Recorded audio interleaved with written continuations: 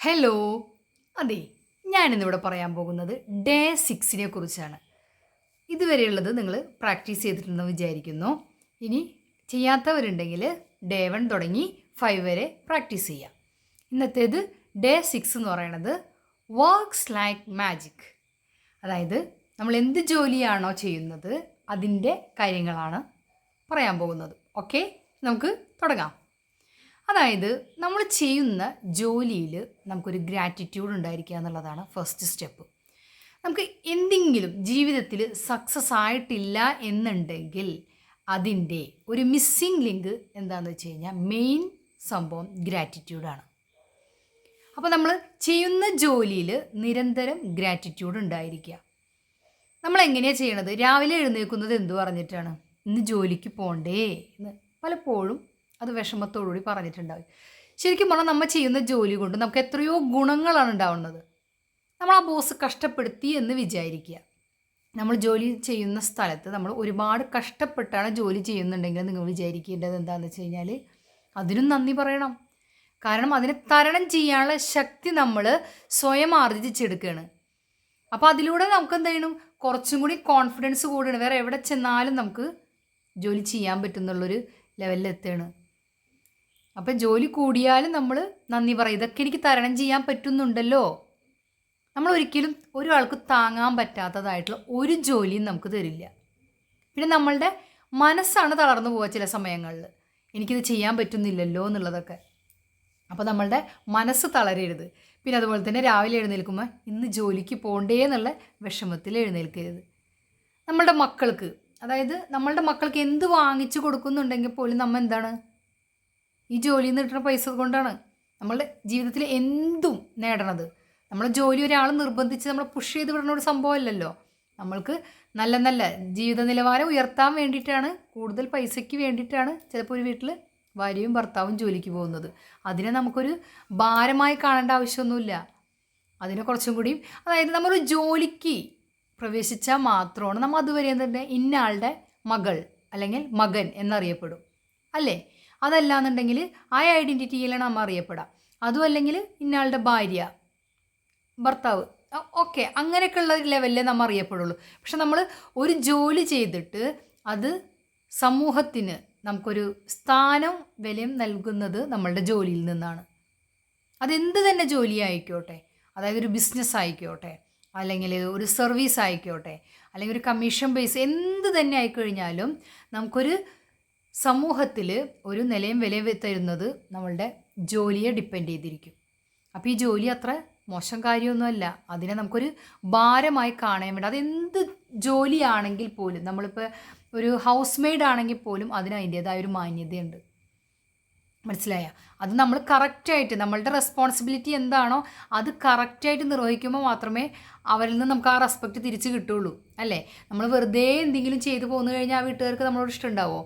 അതുപോലെ എന്ത് ജോലി ആയിക്കോട്ടെ അങ്ങനെ തന്നെയാണ്. അപ്പോൾ നമ്മൾ നിരന്തരം ആ ജോലിയിൽ ഗ്രാറ്റിറ്റ്യൂഡ് പറയുക. നിവൃത്തിയില്ലാത്തത് കൊണ്ടാണ് ആ ജോലിക്ക് പോകണമെന്ന് പറയണ്ട. ചിലർ പറയുണ്ടായിരിക്കും, ബിസിനസ്സൊക്കെ ചെയ്ത് സക്സസ് ആയപ്പോൾ ചിലർ പറയും, എനിക്ക് അന്നേ എൻ്റെ ജോലി ഉപേക്ഷിക്കുകയായിരുന്നുണ്ടെങ്കിൽ എനിക്ക് ഇത്രയും ടെൻഷൻ അടിക്കേണ്ടിയിരുന്നില്ല എന്നൊക്കെ പലപ്പോഴും പറയാനായിട്ടുണ്ട്.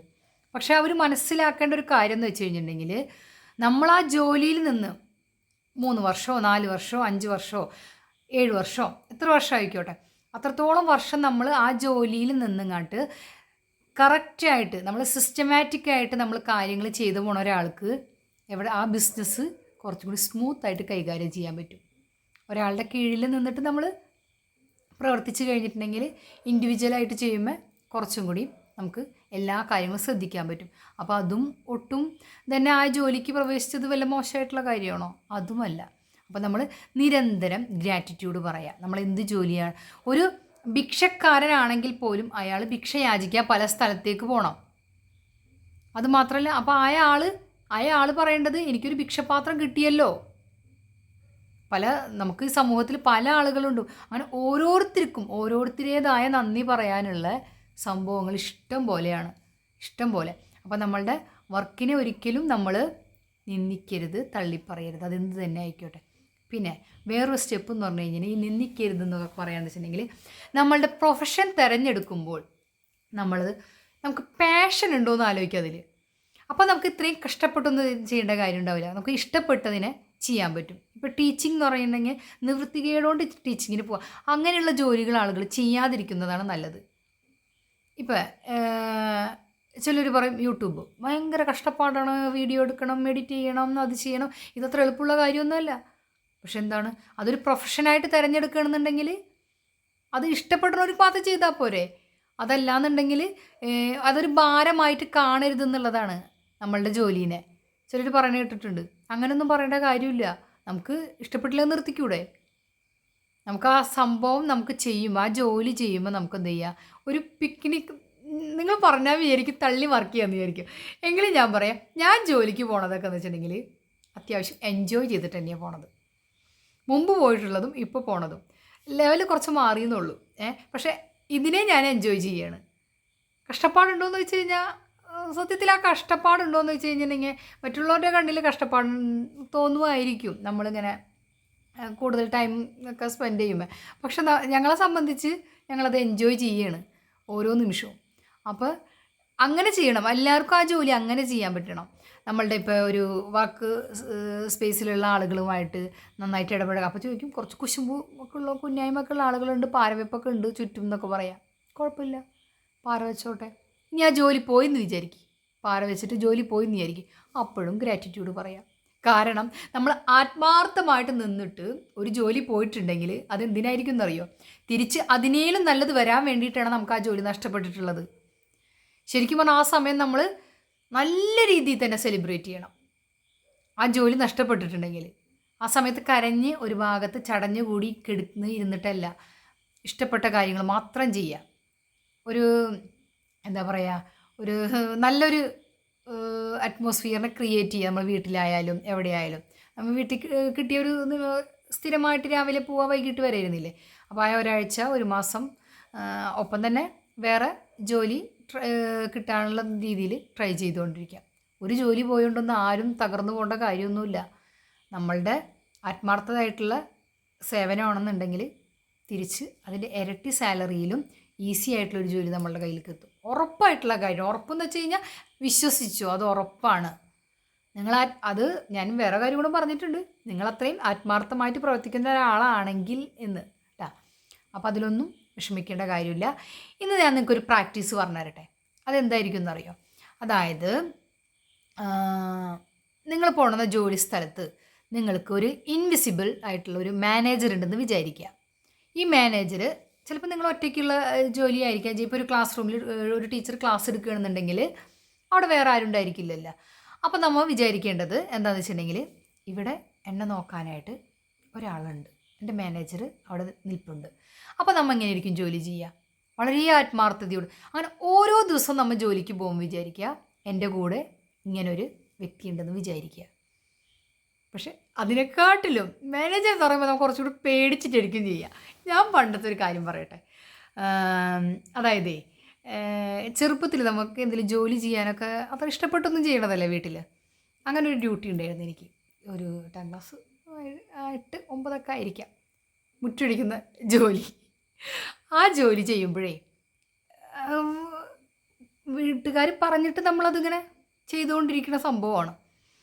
സ്ഥിരമായിട്ടിങ്ങനെ ചെയ്യും. അപ്പം നമുക്കെന്ത് ചെയ്യുക, പതുക്കെ പതുക്കെ ചെയ്തിട്ട് അതിൽ അത്യാവശ്യം പ്രാക്ടീസ് വന്നിട്ടുണ്ടായിരിക്കും.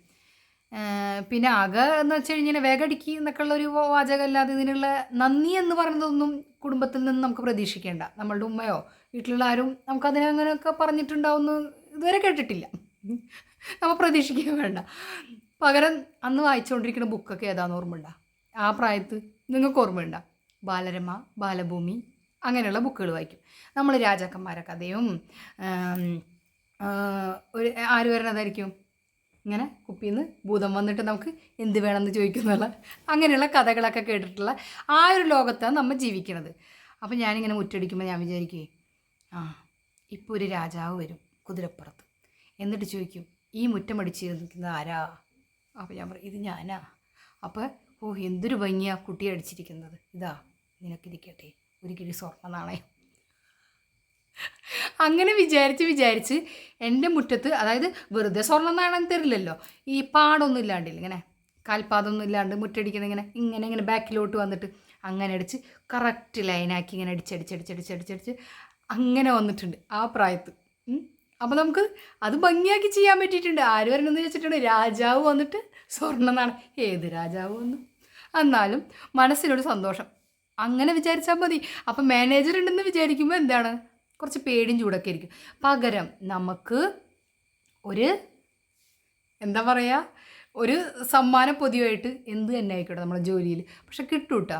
നമുക്കൊരു ഷീൽഡ് കിട്ടണമെന്ന് വെച്ചിട്ടുണ്ടെങ്കിൽ അതൊന്നും അതിനൊരു എന്താ പറയുക, അതൊക്കെ നമുക്കൊരു പിടിവള്ളി തന്നെയാണ്. നമ്മളുടെ കോൺഫിഡൻസിനെ വർദ്ധിപ്പിക്കാനാണ്. പലർക്കും ഒരു അച്ചീവ്മെൻ്റ് ആയിട്ട് നമുക്ക് ചിലപ്പോൾ എന്തെങ്കിലും ബുക്കായിരിക്കാം, പെന്നായിരിക്കാം, ഡയറി ആയിരിക്കാം, ചെറുതാണെങ്കിൽ പോലും നമുക്കൊരു 4 ആളുടെ മുന്നിൽ വെച്ചിട്ട് ബാക്കി സഹപ്രവർത്തകരുടെ മുന്നിൽ വെച്ച് നമുക്കത് തന്നു കഴിഞ്ഞിട്ടുണ്ടെങ്കിൽ നമുക്കതിൽ അഭിമാനിക്കാം. അതിൻ്റെ വിലയോ ഇതോ ഒന്നുമല്ല നമുക്ക് വേണ്ടത്, നമ്മളുടെ കഴിവിനെയാണ് അവർ അംഗീകരിച്ചിരിക്കുന്നത്.